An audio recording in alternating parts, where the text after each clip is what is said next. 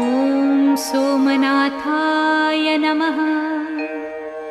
ॐ मल्लिकार्जुनाय नमः। ॐ महाकालेश्वराय नमः। ॐ ओंकारेश्वराय नमः। ॐ वैद्यनाथाय नमः।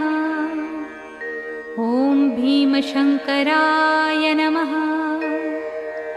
ॐ रामेश्वराय नमः। ॐ नागेश्वराय नमः।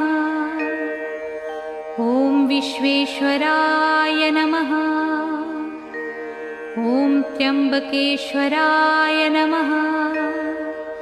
ॐ केदारेश्वराय नमः। ॐ भुस्मेश्वराय नमः।